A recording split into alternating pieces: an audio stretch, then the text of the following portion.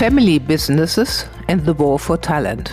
Welcome to the Better Boards podcast series, the podcast for chairs, CEOs, non-executive directors, company secretaries and their advisors. Every episode is filled with practical insights and learnings from those inside boardrooms or very close to the boardrooms because they serve them as advisors. We discuss what really matters and highlight actionable steps you can take to enhance the performance of your board. Family businesses represent a significant majority of the European, Asian and US landscape. According to the European Central Bank, 60% of all companies are family-owned businesses. In Asia, family-owned businesses form about 85% of all companies. The figure is quite similar in the US, where it is 87%. Yet, so much that we focus on in business, governance and search is designed for corporates. And sometimes when I talk about family businesses, people have somehow the corner shop in mind, but far from it. A lot of the big names, take in Germany BMW, take Volkswagen, take von Tobel, take Roche, take Mars. These are big companies. The family is behind them or has a significant stake. So I'm absolutely delighted to speak with Andreas von Specht. He is a family shareholder and non-executive director of Berenberg Bank, which is Europe's second oldest private bank, and a shareholder of Bergos Bank in Zurich. He founded AvS Advisors in 2011, where he advises privately held companies on succession and family governance. Previously, he built a career in consumer goods and was a long-standing partner at Egon Zehnder in Germany and France. He has significant experience, conducted several thousand interviews with executives, board members in family businesses. So I hope you enjoy his insights. Andreas, thank you so much for contributing to the Better Boards podcast series. It's a pleasure to be with you. Andreas, you specialize in family-owned businesses, and we will talk about some people have a wrong view of what family-owned businesses are. And this whole topic is not just a topic for you, or that's something that you jumped on whilst being a consultant. You really grew up in this world. So it's fair to say that really family-owned businesses are part of your DNA. Tell us a little bit about yourself and how this upbringing has really shaped your thinking in the world of executive search. Look, like you mentioned, there's a family business in the background. It's a private bank in Germany. That is actually the oldest private bank in Germany. I think the second oldest bank in Europe. That is still family owned to a large extent. And when you come from an owning family like that, no matter what you do later, there are contacts that you maintain and there are relations that you keep with other people coming from similar environments. And that has certainly helped me a little bit to understand how these people tick, what kind of language they talk, and what goes through their mind. So I think, all that leads to something which I would call the special family business culture that you really have to understand when you deal with family businesses. Now, like you alluded to, family businesses are not just kiosks and the little supermarket at the corner or something. You have huge family businesses in the world. Volkswagen is one, Mars in the consumer sector is one, Roche in the pharmaceutical sector is another, Bertelsmann is another. So some of these organizations are truly global, multi-billion euro or pound organizations. And they still have a culture very often that is influenced by the family, who is either an anchor shareholder or dominates the shareholding or is a 100% shareholder. And that's, I think, one of the differentiating factors. So what impact does this have? And I mean, on really the search process, what are the nuances? For example, when you're looking for an executive for a family-owned businesses, what is different or what needs to be considered? I'm doing this for quite a long time. So if you look at the way that the search industry has almost evolved over time, it has changed quite a bit. I was already around when the internet was introduced in the last century. I was around when LinkedIn was introduced in 2003, I think. Which has changed the way these search firms operate. And I'm currently around when AI is being introduced, which will completely revolutionize, I think, some of the processes.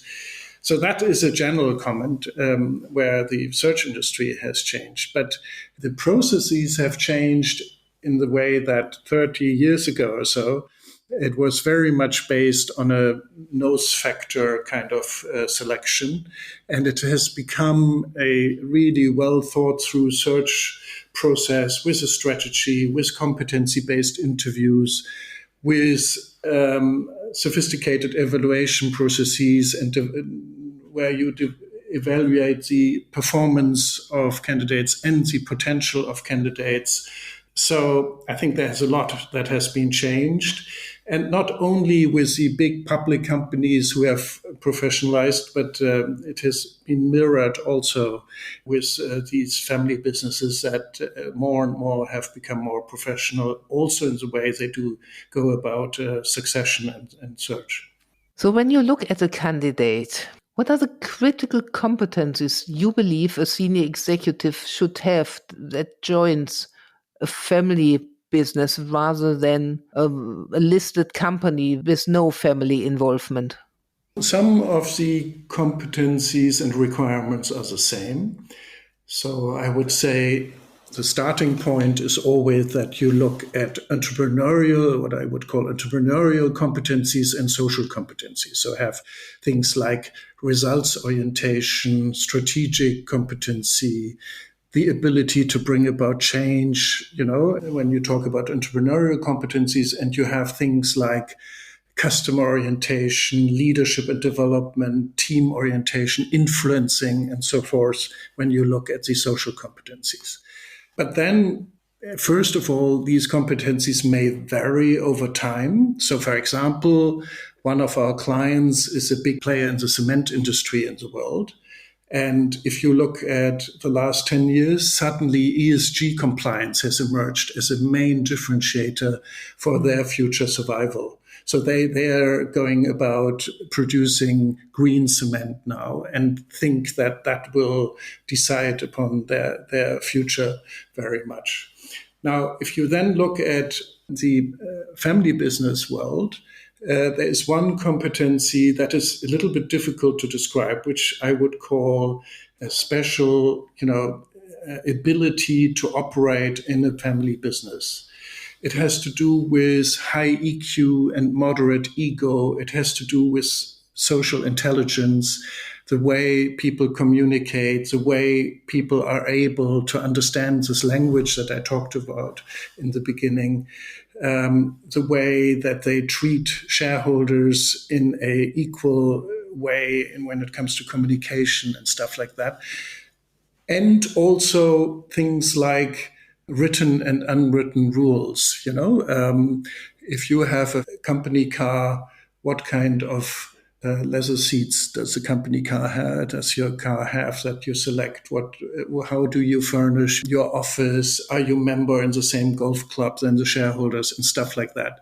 Sounds ridiculous, but I've seen situations where these soft factors were extremely decisive on the success of external executives. So, to have a high score in emotional intelligence and being able to communicate in all environments, it matters. But here you are saying it matters even more. So are you alluding to that there are additional complexities an executive have to deal with, or is it just different complexities? Yeah, no, I think the answer is both. It is a little different.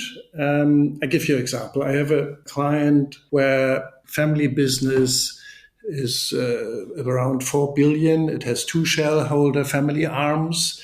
There's one arm represented by an older, traditional, very talkative, pretty unstructured shareholder with a huge ego, from one of the tribes. And then there is a younger female, very smart, yet a little inexperienced family shareholder, female shareholder from the other tribe.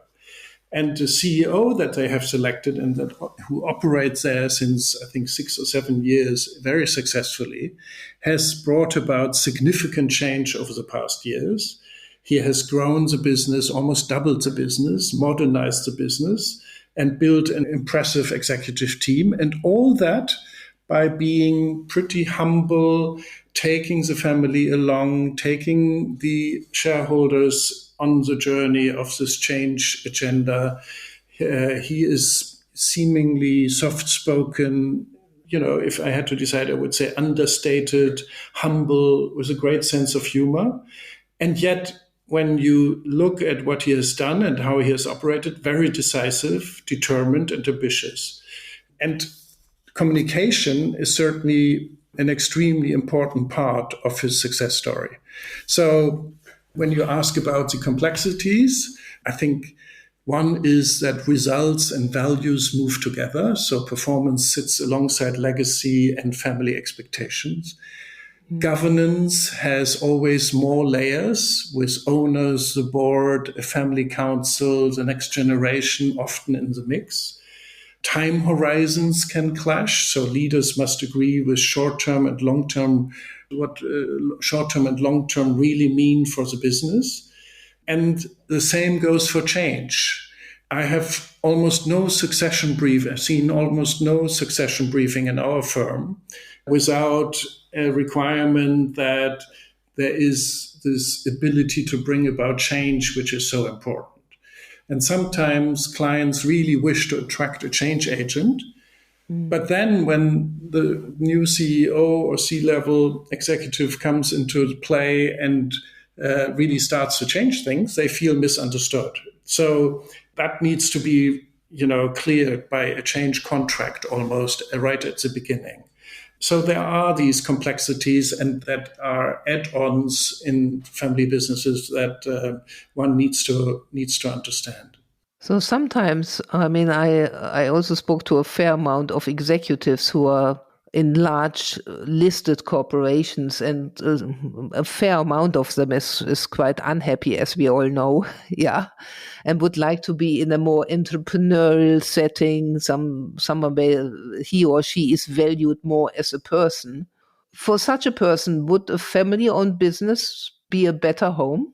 Honestly, the answer is it depends. If somebody has worked in a privately held environment in a family business setting before going into one of these big conglomerates, public companies, then you have an indication that he or she will kind of function in such an environment. If not, then it really depends. Some people who are looking for such an environment are perfectly capable of integrating also into these environments and play these rules according to the rule books of family businesses. But some are clearly not. So that's part of the evaluation process and the discussion process with candidates to find out if they possess this ability and this fit to work in a family business environment. And let's flip this around. For now, one of our listeners is part of a family-owned business and considering potentially hiring a non-family executive for the first time. What do they need to consider? I would say, obviously, that it starts with the selection of your search partner. Because I think the firm reputation is important. However, the individual conducting the search is really key. And so there needs to be trust. He or she needs to act as an ambassador on behalf of the owning family. So I think it's a search before the search. And then it's crucial to have clear expectations and alignments of all shareholders, what they're really looking for and what good looks like. And obviously your search partner needs to moderate these discussions and come up with recommendations. And then you need to see if there is clarity and mutual understanding about potential internal candidates and how you want to deal with them. And then if there are indeed internal candidates, you need to decide on what the process is going to be and what you will do in order to prevent that they are leaving if they won't succeed in the end. And then when you look outside, you will need to have an understanding of the process. So who of the family is going to get involved? Who is the decision taker? Are there other stakeholders who need to be in the process? And I would say always remember it takes two to tango. You will not be dealing with applicants. You will be dealing with very senior candidates. And so the family just can't just pick the best candidate. It's a mutual getting to know each other process where a certain degree of selling is also required. And we are in the midst of a fierce war for talent. So that has to be taken into consideration. And I mean, we, for instance, at AvS Advisors in my firm, we have clients who, for instance, don't know how to interview. And we have to play a very active role to make sure that they don't only talk about their war stories and forget to interview. And the different elements that come into play. So we talked now a lot about the executive level, but of course we are the Better Boards podcast series. So let's talk a bit about boards. Of course, I can imagine a lot of families want to have a grip on the organization. Where do you see the benefits of really integrating non-family talent into board positions? Well, you definitely want to get a fresh look and a fresh perspective from outside. And if you have a board where family members are present and other people who have been there for a long time, it's always refreshing to get a new perspective, to get some level of diversity, which is not only gender, but also age, experience, industry backgrounds, functional backgrounds, and stuff like that. And a family can't cater for all that. So I think that is definitely one of the things that is important. And then there's also very similar to hiring executives, there is this element of trust that needs to be established. So you will need to give candidates access to some very confidential information. You will need to be pretty transparent in telling them what the current company situation is, what the SWOT analysis might be. And, that differentiates many family shareholders in the way they go about these processes because they think that they can't reveal certain information at least at the beginning. But it's always a two-way street. It's not just a family selecting somebody to serve them at their leisure. It's also the sovereign decision of the candidate whether or not to join. And by definition, good and independent board candidates will have choices. For the candidates, too, they need to understand that some of the processes will be different from a regular board. They sometimes represent the interest of a human shareholder who understands little of business, but is completely dependent on the one company asset. And there is then some kind of a representative and bridge building part of the role between the family and the management that might be different from other boards and can require mediation skills even. So those are the things that I think you need to be looking for. No, that's very, very clear and very precisely and detailed described. Have you seen any difference in terms of the way boards are built or structured in contrast to purely listed companies? So is there anything that a family-owned business can do in terms of its governance structure to minimize potential conflicts? As you know, I come from the continent, so to speak, where you often have the two-tier system. And I think there's a big difference in governance when you look around Europe and the UK in the sense of how well functioning the governance is and how well it is organized, independent of whether you have a Swiss public or private company with a Verwaltungsrat, or a German company with an Aufsichtsrat, and where the employees are represented on the board. And in the UK, where you have a one-tier board, that's different again, or in Scandinavia. So it depends a little bit on the region and the culture you're looking at. I've seen family businesses with structures that were a bit over-sophisticated, almost over-complicated for smaller one-dimensional businesses, and therefore became almost a little bit of an overkill. So the important decision is, what kind of board or supervisory board do you really want? Will it just serve, for instance, as an emergency vehicle in case something happens to the owner? Or will it be there to provide good advice? Or will it be empowered regarding strategy and top people decisions? That depends.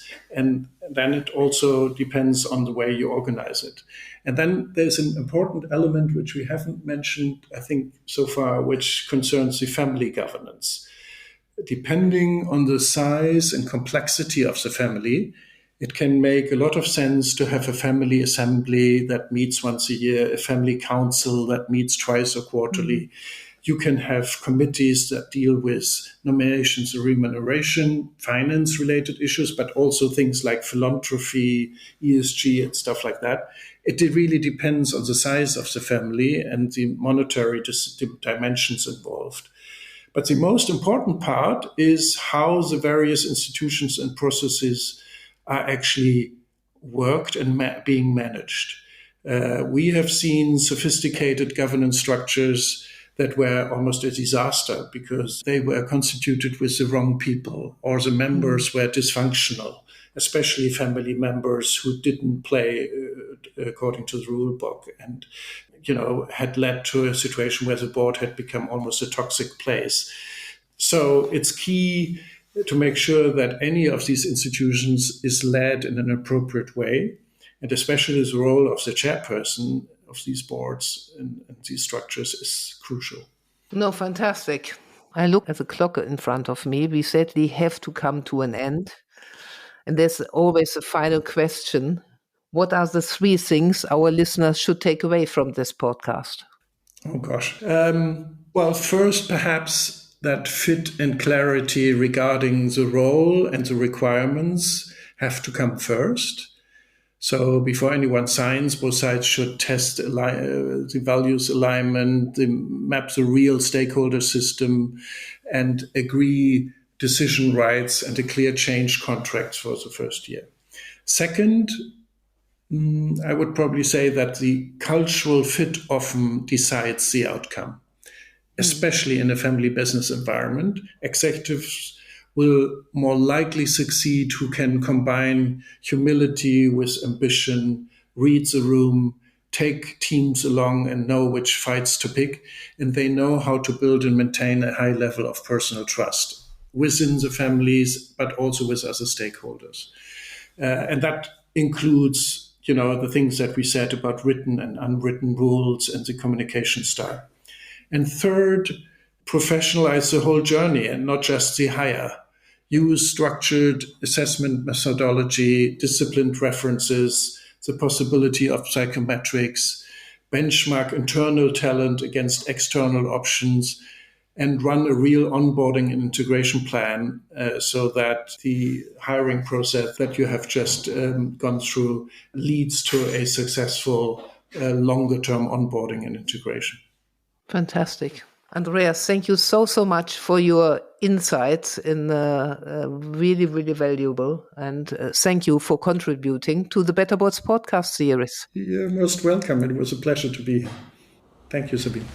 Thank you for listening to this episode of the Better Boards podcast series. We get feedback from all over the globe, and I'm really grateful for anyone who is listening and provides further input. If you would like to become part of our growing community, meaning if you would like to learn more about the work we do, which is not just podcasting, we actually have a real job. We do board effectiveness evaluations. We have a platform for board effectiveness evaluations. companies. If you would like to see a demo, if you would like to hear about our approach to board effectiveness evaluations, if you would like to hear how you can use it or integrate it in your business, reach out. We are always happy to hear from real people. So thank you so much for listening. If you want to get in touch, please reach out. The email is info@better-boards.com.